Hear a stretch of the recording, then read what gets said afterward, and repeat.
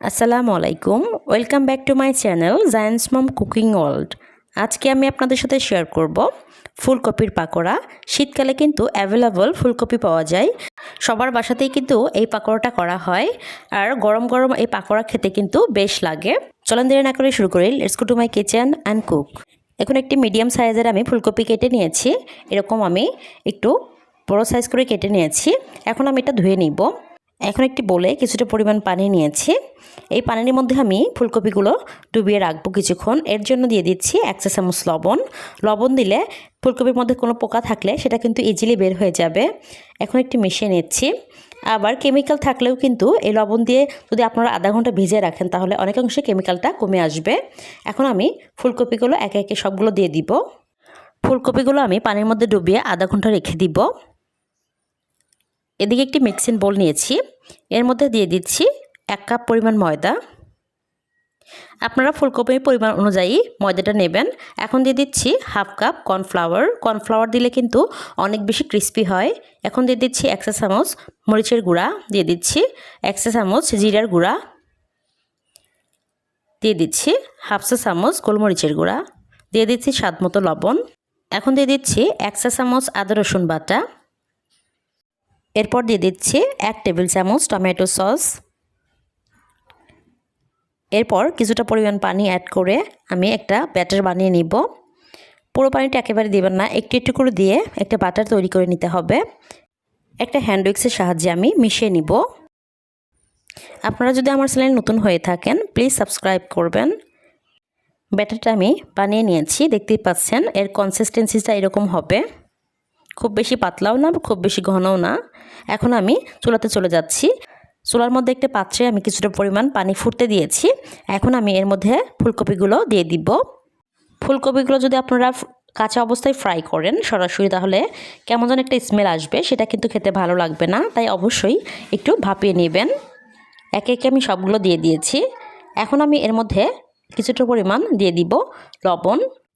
ভাপিয়ে নেওয়ার সময় লবণ দিলে ফুলকপির মধ্যে লবণ খুব ইজিলি যেতে পারবে, খেতে ভালো লাগবে। একটু মিশিয়ে নিচ্ছি। এখন আমি 1 থেকে 2 মিনিট আমি ভাপিয়ে নিচ্ছি। 2 মিনিট পর ফিরে এসেছি। এখন আমি নামিয়ে পানিটা ঝরিয়ে নিব। পানিটা ঝরিয়ে নিয়েছি, একটি মিক্সিং বোলে আমি নিয়ে নিয়েছি। এখন আমি এর মধ্যে দিয়ে দিচ্ছি 2 চা চামচ কর্নফ্লাওয়ার।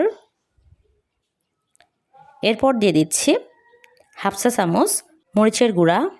বোলটা এখন হাতে নিয়ে একটু ঝাঁকে মিশিয়ে নিচ্ছি। এই পর্যায়ে আমি ব্যাটার নিয়ে নিয়েছি। এখন আমি একটা ফুলকপি নিয়ে ব্যাটারের মধ্যে ঘুরিয়ে ঘুরিয়ে একটা লেয়ার বানিয়ে নিব। আপনারা চাইলে ফুলকপির মধ্যে এই ব্যাটারটা ঢেলে দিয়ে ওখান থেকেও সরাসরি ফুলকপিগুলো একটা একটা করে তুলে তেলের মধ্যে দিয়ে দিতে পারেন। তবে ওইভাবে দিলে ফুলকপিগুলো অনেক সময় ভেঙে যায়, সবগুলো আস্ত থাকে না। সেই জন্য আমি একটা একটা দিয়ে লেয়ার বানিয়ে সরাসরি তেলের মধ্যে ছেড়ে দিব। আমি এভাবেই বানাতে কমফোর্ট ফিল করি, সেই জন্য এভাবেই করছি। তেলটা কিন্তু খুব বেশি গরম থাকা যাবে না, এই পর্যায়ে হালকা গরম থাকতে হবে। আর খুব বেশি চুলার আঁচটা কিন্তু দেওয়া যাবে না। চুলার আঁচটা মিডিয়াম টু লোতে রেখে আমি ফুলকপিগুলো ভেজে নিব। তা না হলে ফুলকপিগুলো উপরে পুড়ে লেগে যাবে, ভেতরে কাঁচা থেকে যাবে। সেই জন্য অবশ্য আমি ফুলকপিগুলো ভাপিয়ে নিয়েছি, খুব বেশি কাঁচা থাকবে না। তবে এভাবেই ভাজার চেষ্টা করবেন, খেতে খুব ভালো লাগবে। আমি একে একে সবগুলো ফুলকপি দিয়ে দিচ্ছি। এই ফুলকপির পাকোড়াগুলো আপনারা এমনিতেও খেতে পারেন, তবে সস দিয়ে খেলে বেশি ভালো লাগে। ফুলকপির পাকোড়াগুলো আমি 5-7 মিনিট সময় ভেজে নিব। 7 মিনিট পর ফিরে এসেছি। একটা সাইড হয়ে গিয়েছে, একটু উল্টে দিচ্ছি। এ সাইডটাও আমি 5 থেকে 7 মিনিট সময় ভেজে নিব। কালারটা সুন্দর এসেছে, দেখতেই পাচ্ছেন। পাকোড়াগুলো এ পর্যায়ে আমি তুলে নিব। তেলটা ঝরিয়ে নিচ্ছি। সবগুলোই আমি তুলে নিয়েছি। একটা সার্ভিং ডিশে নিয়ে নিব।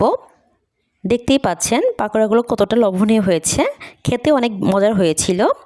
আমার ভিডিওটি ভালো লাগলে প্লিজ লাইক কমেন্ট শেয়ার করবেন। আর যারা আমার চ্যানেলে নতুন তারা প্লিজ আমার চ্যানেলটা সাবস্ক্রাইব করবেন। আর যারা অলরেডি সাবস্ক্রাইব করেছেন তাদেরকে অসংখ্য অসংখ্য ধন্যবাদ। সবাই খুব ভালো থাকবেন। আসসালামু আলাইকুম।